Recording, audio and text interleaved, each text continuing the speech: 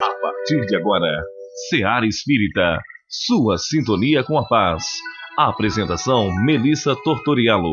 Realização: Departamento de Comunicação Social da Aliança Municipal Espírita de Barbacena. No ar, Seara Espírita.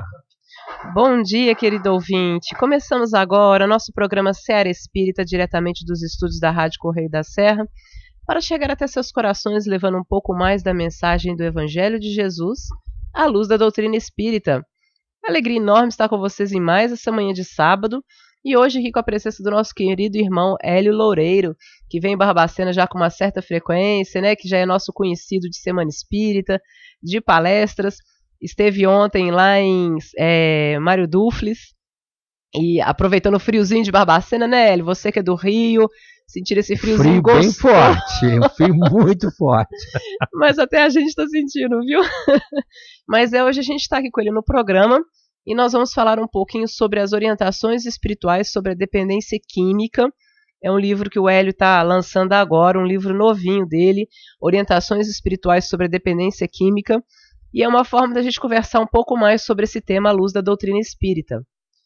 Mas convido vocês neste momento para fazermos nossa prece, elevarmos nossos pensamentos a Deus, nosso Pai amoroso, a Jesus, modelo e guia, a nossos benfeitores espirituais, rogando o amparo do mais alto para mais esse dia, para que possamos receber as bênçãos, o auxílio, o amparo da espiritualidade amiga, agradecendo o dom da vida, agradecendo a oportunidade reencarnatória, agradecendo todas as bênçãos que recebemos.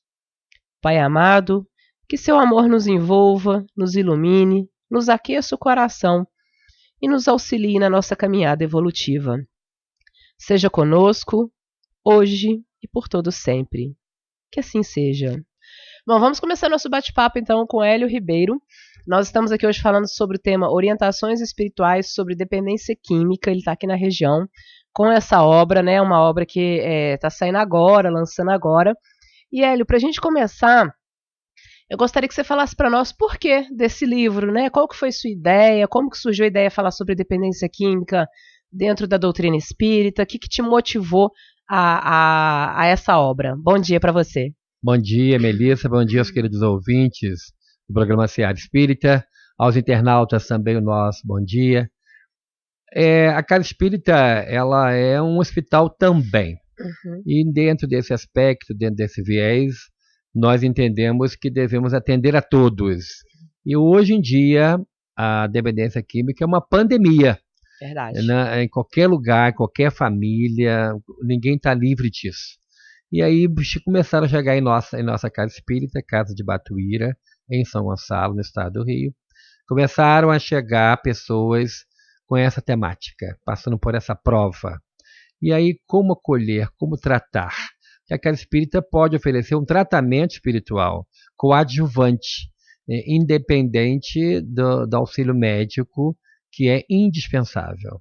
Então, como que nós vamos tratar o espírito que está doente? Então, pensando nisso, nós fizemos uma capacitação de alguns tarefeiros da casa que se dispuseram a se capacitar. Estudam obras clássicas do Espiritismo que falam sobre obsessão, porque a gente entendeu que, como diz o povo, quem bebe nunca bebe sozinho, quem usa droga nunca usa droga sozinho, que tem um processo obsessivo acentuado, seja na instalação, na manutenção da escravidão que é a dependência química. E aí nós fizemos uma capacitação de 1 ano e meio, a gente fazendo reuniões semanais para estudar as obras. Estudamos uma obra muito interessante, Filhos da Dor, de um companheiro de São Paulo, de Birigui, que é o fundador da instituição Ave Cristo, que abriga também dependentes químicos, e com isso a gente se capacitou para poder atendê-los, né? E fizemos o acolhimento a esses irmãos, porque a gente percebeu que, apesar de estarmos no meio espírita, existe ainda um despreparo e até um certo receio Sim. de acolher esses irmãos na Casa Espírita. Uhum. E a gente vê que esse trabalho com as pessoas que passam por suas fragilidades, já é da época do Cristo, né? Talvez o Cristo seja, talvez não, com certeza o Cristo é o nosso maior modelo nesse aspecto de acolhimento, né? É verdade. E aí a gente vê, quando a gente pensa em casa espírita, dos dependentes químicos na casa espírita, a gente lembra de algumas passagens, como você trata no seu estudo, né, do Jesus e os Hansenianos, de Maria Magdala no Vale dos Imundos. Então você fala pra gente um pouquinho sobre essa ligação do Cristo e esse acolhimento que Jesus fazia. Nós lemos nas obras que falam sobre Jesus, em especial Convivendo com Jesus de Amélia Rodrigues, pelo médio de Divaldo Franco, Jesus vivia rodeado de pessoas que passavam por situações difíceis. Então, era doente de toda ordem, eram lunáticos, eram pessoas de má vida, pobres na sua extrema feição, e pessoas com dores intensas. E existe passagem evangélica que mostra Jesus com os Hansenianos. Ele curou vários. Inclusive aquela muito clássica, onde ele curou 11 e só um voltou para agradecer. Dali você pode fazer um desdobramento para gratidão, né? Que todos nós devemos ter. Então Jesus e os seus discípulos sempre acolheram aqueles que estavam marginalizados, né? E os dependentes químicos muito se assemelham aos Hansenianos, devido ao processo de... eles estão estigmatizados, né? E são de repente colocados à margem. Sim. Então, acolhê-los com carinho, com atenção, na casa espírita é o nosso dever. E como que esse processo, ou a proposta desse processo de acolhimento na casa espírita? Inicia-se com o atendimento fraterno. O atendimento fraterno é a porta de entrada para aqueles que vão em busca de ajuda na casa espírita, né? E nós atuamos a partir de uma premissa básica, que é o eu quero. Quando o dependente químico chega no estágio do fundo do poço, que ele quer ajuda, nós atendemos desde que ele manifeste a vontade firme e verdadeira. E aí na entrevista você vai ver, do atendimento fraterno, se realmente ele quer, que tem que ter o querer. É verdade. O querer é o que move tudo. Quando eu quero, as coisas começam a fluir. E na questão 645 do Livro dos Espíritos fala um pouco sobre essa vontade firme que você coloca, né? Quando Kardec questiona: quando o homem se acha, de certo modo, mergulhado na atmosfera do vício, o mal não se lhe torna um arrastamento quase que irresistível? E os espíritos respondem: quase irresistível. Arrastamento sim, mas quase irresistível, porque a gente pode na hora dizer: não quero. Né? A gente percebe muito isso até no meio de jovens em festas, né? Que essas festas de embalo, festas rave, aonde existe a oferta, de muitas vezes gratuita, da droga. Sim, e o jovem, quando é bem estruturado, tem uma família onde houve uma educação bem assim fundamentada, ele diz: não quero, né? E isso faz com que a vontade seja firme. Ele tem que ter uma vontade firme. O querer tem que ser bem acentuado. Porque se for aquele querer tíbio, né? Aquele quero, mas não quer. Quem sabe, né? Quem sabe. Amanhã, né? talvez. Aí fica só numa vontade assim, que é muito tímida. E não é uma vontade que sai do fundo da alma. Tem que querer sair do poço, né? E muitas vezes, Melissa, é quando a criatura está numa situação assim, deprimente. Não encontra saída, e aí começa a circundá-lo o ideário suicida. É o perigo de que o próprio espírito obsessor, que está mantendo-o no vício, ele fica dizendo: a sua vida não presta, isso não é vida, o melhor é acabar com isso. E como ele já está na faixa de sintonia mental que favorece a manutenção do vício, obviamente, a partir daquele momento, ele vai dar recepção a esse ideário suicida. É um perigo. É verdade. E Kardec, até na questão mais para frente, ele retorna a essa questão com os espíritos, na 911, quando ele fala, né: não haverá paixões tão vivas e irresistíveis que a vontade seja impotente para dominá-las, ou seja, ele ainda volta, ele faz a pergunta aos espíritos, mas lá na frente ele volta de novo. Será que não tem uma situação que a pessoa não dá conta, né? Que não consegue? Verdade. Aí os espíritos falam que essa questão da vontade, né? A pessoa manifesta a vontade da boca para fora, mas no fundo se compraz ainda naquele erro, né? É a questão de você ser condescendente contigo, rigoroso com o outro, né? É o pneumo que sabe do mal do cigarro, mas fuma. Ele fala para o seu paciente: larga o cigarro, tá te matando, você vai morrer, vai dar câncer.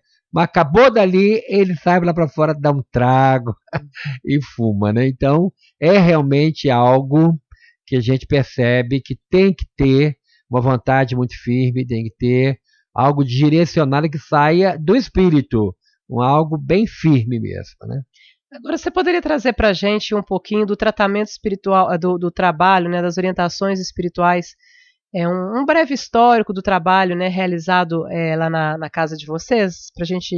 Lá na nossa casa de Batuíra, e depois você ouvinte, você internauta, pode fazer uma pesquisa, te convido a fazer a pesquisa no fofoqueiro do Google, você vai descobrir quem é Batuíra, né?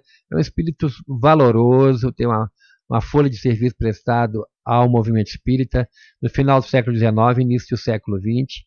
É uma referência quando o assunto é assistência social e assistência espiritual. Ele tinha capacidade de, pelo espaço, curar. Então, é uma pessoa muito especial, é o mentor de nossa casa, né? Então, de forma espontânea, como a gente começou a se capacitar para esse trabalho, os espíritos que dirigem a nossa casa de maneira espontânea, ou seja, não foi nada provocado, foi muito espontâneo, que na verdade, Melissa, a gente sabe que são os mentores que dirigem a casa, né? Sim. A gente, quando está em sintonia, fica muito fácil, né? E aí, durante as sessões mediúnicas, vieram mensagens psicografadas, a grande maioria, e algumas pela psicofonia, que foram gravadas e depois transcritas, sobre o assunto. E aí, quando já tinha um número grande, o nosso grupo, a gente disse assim, por que não socializar isso? Então, a gente fez um trabalho de uns 3 meses, ou 4 meses, para organizar, colocar de maneira pedagógica e didática as mensagens, tratando dos assuntos que os espíritos traziam, né? Sobre o próprio tratamento em si, sobre a influenciação espiritual, sobre a fluidoterapia, tudo isso são alguns destaques que a gente traz no livro. Bacana, isso realmente é importante porque esses exemplos, né? Porque nem tudo são flores, né, Hélio? É tudo muito difícil, muito Melissa. Difícil, né? A luta é grande, porque se não tiver perseverança, se não tiver paciência, e quando ele está muito envolvido, por exemplo, temos lá um dos nossos, que a gente pode até dizer pacientes, né? Que, olha, ele dá um nó em pingo d'água para conseguir dinheiro para comprar droga. Ele traz até receita falsificada, pedir dinheiro para poder comprar o remédio que ele disse que está precisando. A gente tem como princípio básico não dar dinheiro na mão das pessoas que estão nesse estado. A gente dá o prato de comida, inclusive, porque lá como nós temos uma creche, e aí vale ressaltar que toda a renda divina da venda desse livro é destinada 100% para a manutenção da nossa creche, com 100 crianças. Nós não temos nenhuma verba pública, é tudo mantido através do nosso trabalho, né? Eventos que a gente faz, e agora os livros, temos alguns livros infantis, inclusive já até trouxemos aqui, né, quando as vezes que a gente teve, e agora esse livro, que é destinado para todos, né, porque até criança hoje em dia já está caindo nas malhas dessa armadilha que é a dependência química. E aí a gente percebeu que se der comida para ele levar e fazer, ele estava vendendo, trocando o quilo de arroz, o quilo de feijão para comprar, para ter dinheiro e comprar droga. Então, chegamos a um estágio da gente dar comida e não dava nem quentinha para ele levar, ele tinha que comer ali, porque até quentinha ele vendia para poder comprar droga. Então, tem que ter uma presença de espírito muito grande, uma vigilância muito grande, e o mais importante, o que é dificílimo, o não julgueis. É verdade. Ninguém sabe meios e modos que o levaram àquele estado, né? E não sabemos do nosso futuro, né, Melissa? É verdade. Não sabemos o que nos espera lá na frente, ou os nossos seres que a gente ama, os nossos parentes, amigos que podem cair nessa armadilha, né? É isso. Só quem tem um familiar, um conhecido, alguém próximo que passa por essa experiência, né, da questão da dependência química, que compreende com profundidade como é difícil, né, Hélio? Como é difícil. Como é doloroso. Como é vergonhoso dividir. A pessoa não fala, né? Não fala com os amigos. Eu tenho um filho assim. Ninguém fala. É a doença da vergonha. Todo mundo esconde. E até às vezes dentro da própria casa, todo mundo sabe, mas ninguém fala. E aí, como o caso que a gente teve recente, da pessoa colocar, da mãe colocar todo dia embaixo da jarra, na mesa da sala, R$50, que era para o filho comprar droga. Nossa.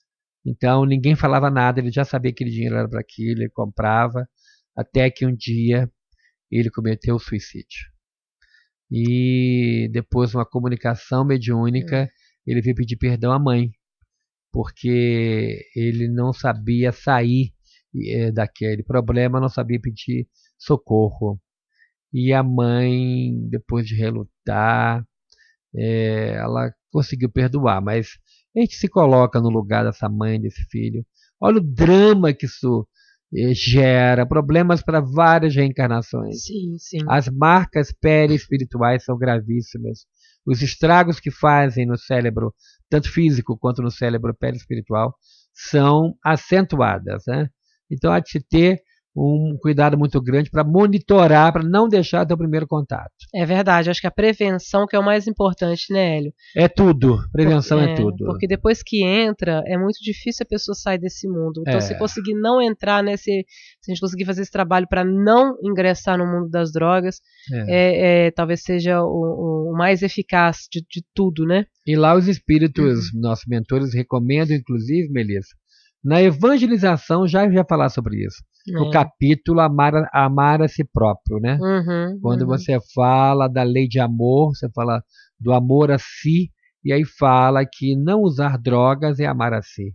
Né? Então começa já na evangelização essa prevenção. E eu queria mandar um abraço especial para o pessoal do ProERD, que é um programa aqui em Minas, eu não sei se no Rio tem, mas é um programa da Polícia Militar, de combate às drogas, e eles vão às escolas, fazem os cursos, as capacitação dos alunos do combate às drogas, da prevenção, e aí eles têm um leão que é o símbolo do ProERD, aí tem a formatura do ProERD, então é a polícia tentando atuar com as crianças justamente nessa prevenção, para não ingressar nesse mundo, né? Excelente iniciativa da Polícia Militar de Minas Gerais, parabéns. Um abraço para a turma do ProERD. Um abraço para todos, que Deus os abençoe nessa luta. É verdade. A gente tem um trecho aqui do livro, Hélio, para a gente começar a trabalhar um pouquinho, para os nossos ouvintes conhecer um pouquinho da obra também, né? Sim. Que é do Dr. Josué, e fala o seguinte: o processo de desintoxicação, assim como o desligamento das atividades que provocam o vício e a sua manutenção, demanda tempo e cada pessoa responde de acordo com a situação que lhe é peculiar. Ou seja, cada pessoa é um mundo. Cada situação da dependência difere uma da outra, inclusive do tipo de droga que se usa. Certo. Então, cada pessoa vai responder ao processo de desintoxicação no tempo exato que a pessoa vai reagir. Tem, lá na frente, os espíritos falam, tem um momento de fortalecer a vontade. Então a gente trabalha com os princípios também do AA, só por hoje. Então é uma luta diária, Melissa. Só por hoje eu vou fortalecer a minha vontade e hoje eu não vou usar. Porque se for pensar assim, nunca mais, nessa semana não, não. A luta é diária. Acordou até dormir, é a luta. Aí venceu. Então, esse é o princípio básico que a gente orienta e com base num dos princípios do AA, dos Alcoólatras Anônimos, né? Então, cada pessoa vai reagir de uma maneira, de um modo e num tempo certo. Daí tem que ter como ponto básico a perseverança. Tem que perseverar.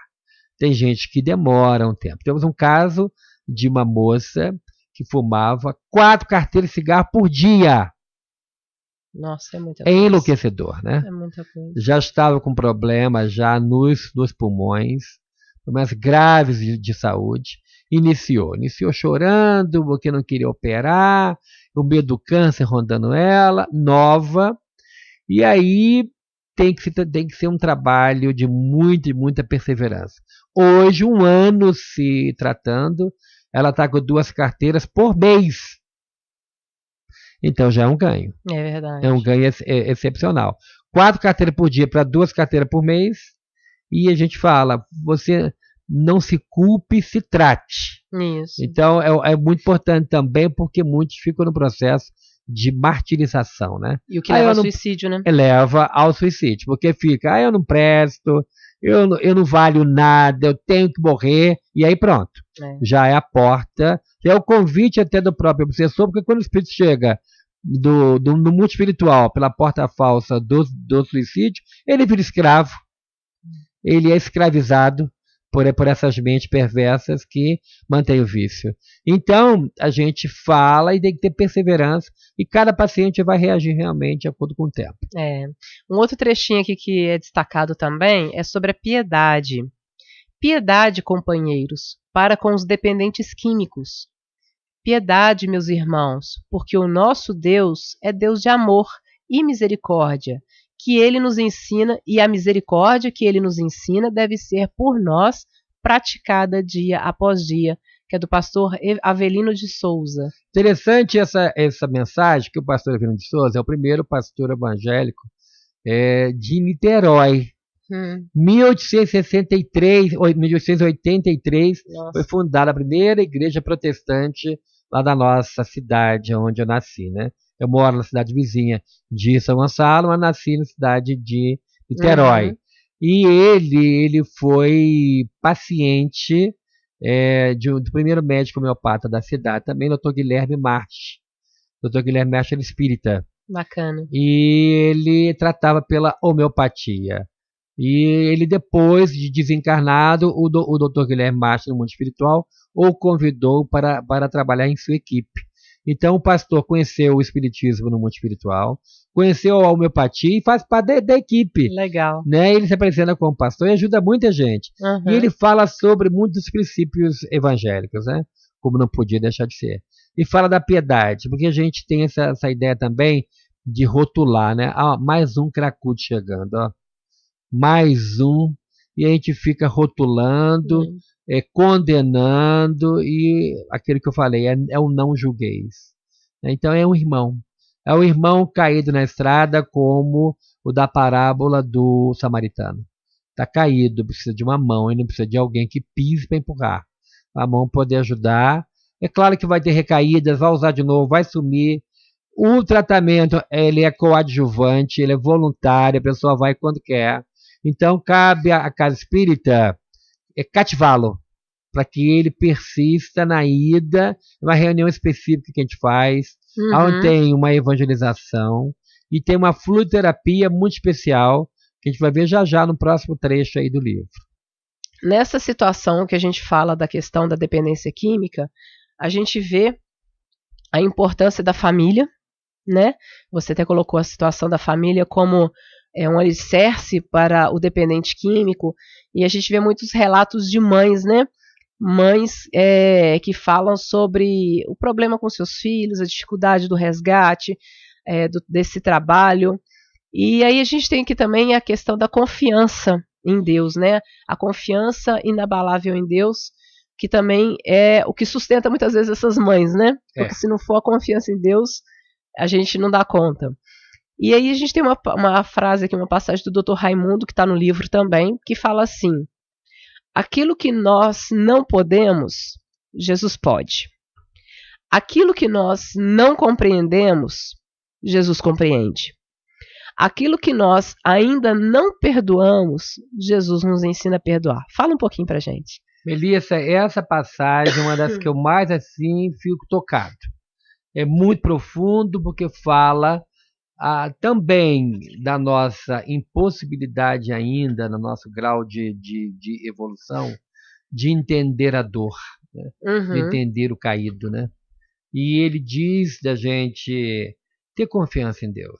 Sim. Se nós não tivermos confiança em Deus, a gente não consegue dar um passo na vida, né? É verdade. Lá, por exemplo, a nossa creche, a gente não tem uma verba pública, todo dia tem comida no pratinho para as crianças, o salário está em dia, todas as obrigações sociais em dia, e a confiança em Deus nos casos específicos dos dependentes químicos, a gente trabalha muito a autoestima, porque está muito baixa, né? Sim. Eles estão num nível perigoso, preocupante, de baixa autoestima.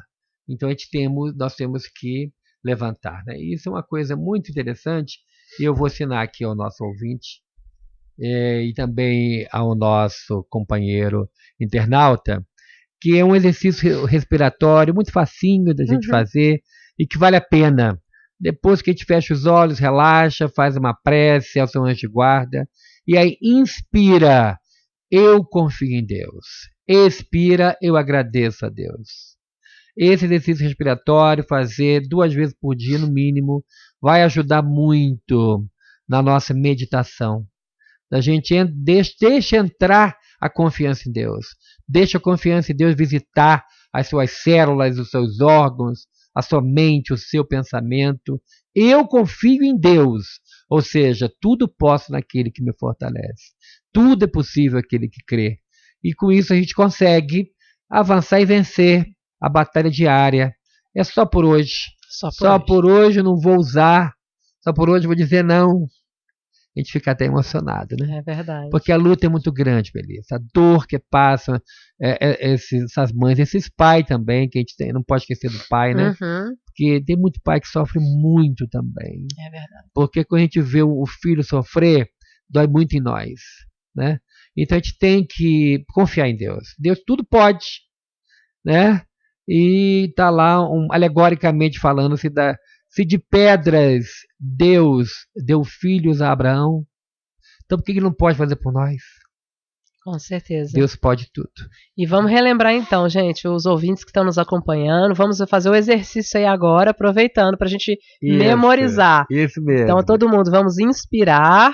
Eu confio em Deus.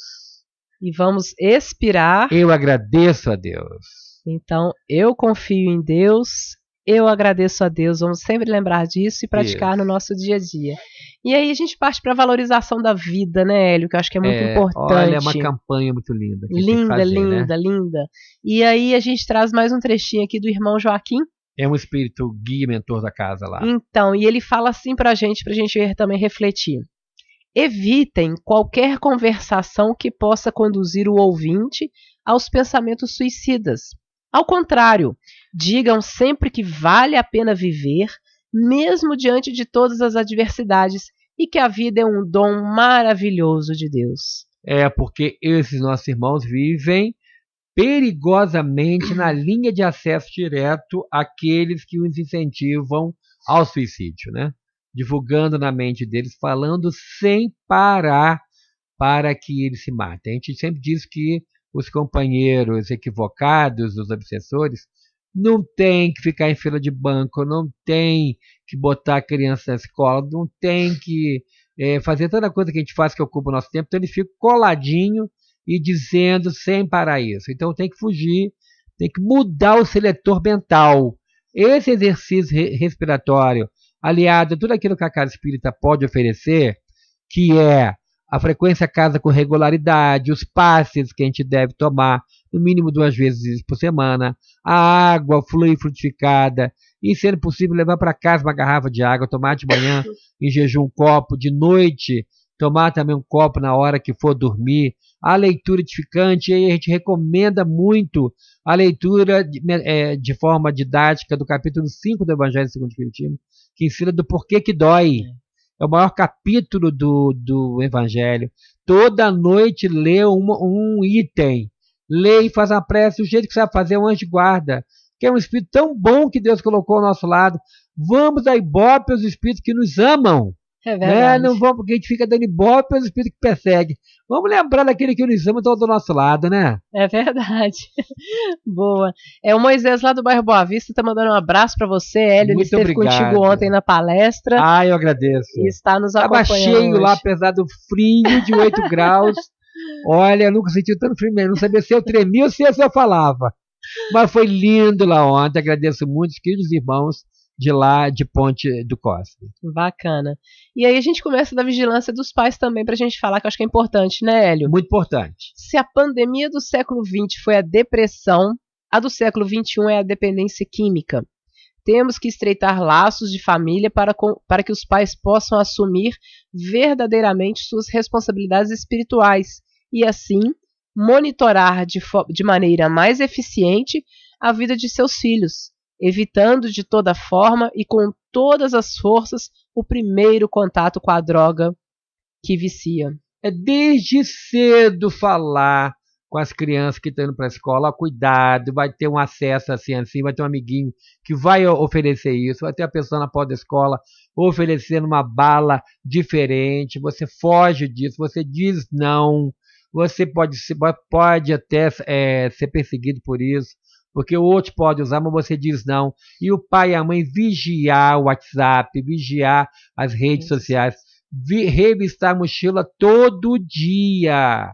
Tem que monitorar mesmo, porque está lá no livro dos Espíritos, qual é a missão dos pais? Encaminhar os filhos para Deus.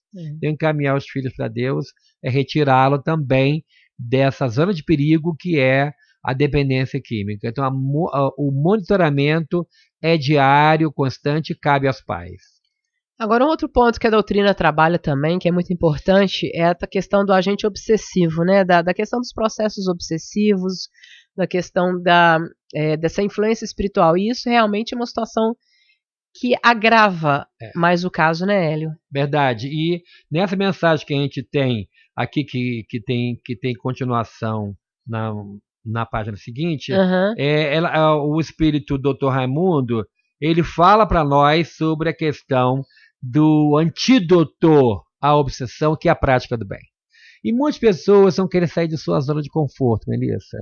Aqui a gente vê o frio intenso que é aqui. Quantos companheiros que dormem na rua? De repente, eu não conheço a verdade, mas deve ter um ou outro.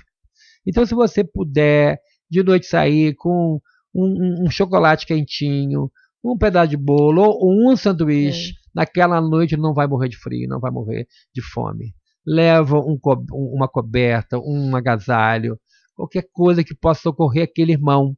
Que é irmão nosso, é filho de Deus. E aí você fazer o bem de forma disciplinada, de forma seguida, que a pessoa possa manter aquilo ali como um tratamento, a gente chama de laborterapia.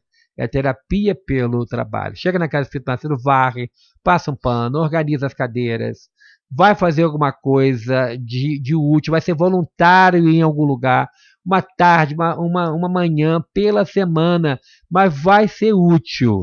Lá na nossa casa nós temos a creche, então todo dia tem almoço. Tendo almoço, tem louça para lavar. Então a gente inventou uma terapia que tem como base a pia. Então é a pia-terapia.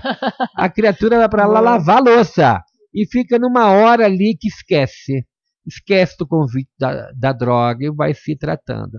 Só em estar dentro da casa espírita, o ar é diferente. É um ar terapêutico. Sim. A gente tem que começar a aprender, não dar asas à fantasia, mas ter a certeza de que os espíritos trabalham conosco. Nós somos partidários de espiritismo com espíritos. Esse livro é uma prova disso. Eles estão sempre ao nosso lado, socorrendo, ajudando. A gente não está inventando. Allan Kardec fala isso.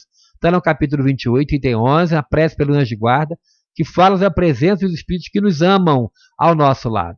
Então eles estão nos orientando, nos dando ajuda, e aí a laborterapia faz parte desse nosso tratamento. Com certeza, com certeza. E a fluidoterapia, Hélio, fala um pouquinho para a gente também desse trabalho, que a gente estava até conversando no intervalo, né? Nós temos um passe que foi fruto de um estudo, né? A gente estudou as obras clássicas do próprio magnetismo, que Kardec, antes de conhecer os fenômenos espíritas, ele foi magnetizador durante 35 anos.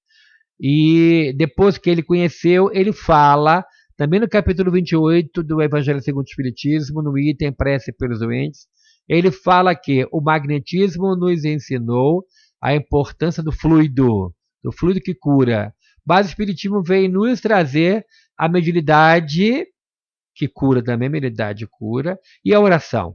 Então, é um trabalho que a gente faz lá na casa. Uma das partes desse nosso trabalho é o passe direcionado para os órgãos lesados pela dependência química. O laríngeo, que é um centro de força, situado na garganta, na área da garganta, ele também trabalha a vontade. Então, fortalecer a vontade é um dos aspectos principais. Então, a gente atua com passes no laríngeo, assim como no humeral, que é um centro de força que tem atrás do pescoço, bem abaixo, naquilo que popularmente se chama cangote, né?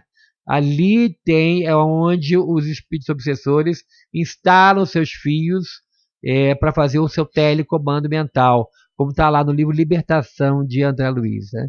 Então, é um paciente pela frente ou por trás, atuando com passos dispersivos e concentrantes alternados para aliviar, através da fluidoterapia, como nos explica aqui no livro o Espírito Irmão Joaquim, a aliviar esses sintomas. E a homeopatia também é feito o uso dela no tratamento, Hélio? Fala pra Olha, gente. é uma coisa interessante, você sabe por quê? O vício ele começa no espírito. Essa questão de que a carne é fraca, isso Hahnemann já tratou no Evangelho segundo o Espiritismo, no capítulo 13, quando ele fala que quem manda em tudo é o espírito, não é a carne, não. O corpo, ele obedece ao comando do espírito. Então, quem se vicia é o espírito. O remédio homeopático, por ser quintessenciado, por ser dinamizado, ele atua no perispírito, que é o órgão intermediário entre o espírito e o corpo físico. Atuando dessa forma, ele vai desligar, vai ajudar a amenizar os problemas causados pela dependência. Nós, então, lá atuamos com a homeopatia através do receituário mediúnico. E aí as pessoas têm tido muitas melhoras. Bacana, isso também é importante, esse apoio, né? Muito. E a perseverança no tratamento, com certeza, também é fundamental, né, Hélio? É fundamental. E também a gente vê muitas pessoas que vão à casa espírita em busca de uma ajuda e acham que uma palestra pública, um passe, um copinho de água vai resolver. A casa espírita não atua com magia. Não tem passe de mágica, não tem varinha mágica, tem sim perseverança. Então tem que ter perseverança. Às vezes a resposta vem em meses, às vezes a resposta vem em anos. Sim. Mas tem que perseverar. A perseverança faz parte, é um dos pontos básicos do nosso tratamento. E no final, a luz sempre vence. Essa é uma certeza que a gente deve ter dentro de nós, né? A luz sempre vence a treva, não tem saída. Então a gente tem que atuar nesse trabalho grandioso que é de iluminar consciências, no processo de evangelização, trazendo visualizações terapêuticas, para que eles possam entender como que os espíritos bondosos, sob o comando do nosso Mestre Jesus, atuam no processo de libertação da escravidão que é a droga. Então a gente trabalha muito isso, da certeza da vitória, né? E aí eu repito, tudo é possível àquele que crê. É acreditar, é o querer. O nosso, então, a nossa proposta de tratamento coadjuvante, que a gente chama lá, que não dispensa o médico, não dispensa o psiquiatra. A gente deve sempre alertar vocês que estão iniciando aqui, é coadjuvante, ou seja, não é principal. A pessoa tem que ir no médico, tem que ter acompanhamento, e quando o médico achar que a pessoa melhorou, vai diminuir os remédios, na sua grande maioria alopatas, para aí sim a pessoa ter a alta médica, e não se dá alta médica, não basta só ir ao centro. Tem que ter o apoio psicoterápico, nós temos lá também, vale a pena ressaltar, psicólogas que ficam ao dispor dos pacientes, para que possam ouvi-los, para entender e trabalhar o que levou-os à dependência química. E um dos fatores que a gente tem percebido estatisticamente, Melissa, é a questão da carência afetiva. A criatura que tem um pai frio, uma mãe fria, uma pessoa distante, que vive isolado, apesar de viver em família, ele tem uma tendência muito forte a aceitar o convite da droga. Então, a carência afetiva tem um percentual muito alto de ser a porta de acesso à droga. Então, nós atuamos no acolhimento. Então, tem que ter muito carinho. Tem que ter muito amor para que eles possam entender que são pessoas merecedoras de ajuda. A grande maioria se julga, se condena e se aplica a pena. Né? É uma vara de execuções penais dentro da pessoa. E executa e diz: não mereço, eu tenho que morrer, e aí inicia de novo o processo que vai culminar muitas vezes que a gente vê, infelizmente, de suicídio. Né? Então a gente tem que ter muita confiança de que a vitória virá. Olha, eu gostaria de agradecer a sua participação. Infelizmente a gente já chegou ao final do programa, né? Daria pra gente falar muito mais, mas eu acho que já deu pra gente pelo menos deixar aqui, né, uma noção básica. Você ouviu o programa Seara Espírita. A apresentação: Melissa Tortoriello. Realização do Departamento de Comunicação Social da Aliança Municipal Espírita de Barbacena. Seara Espírita.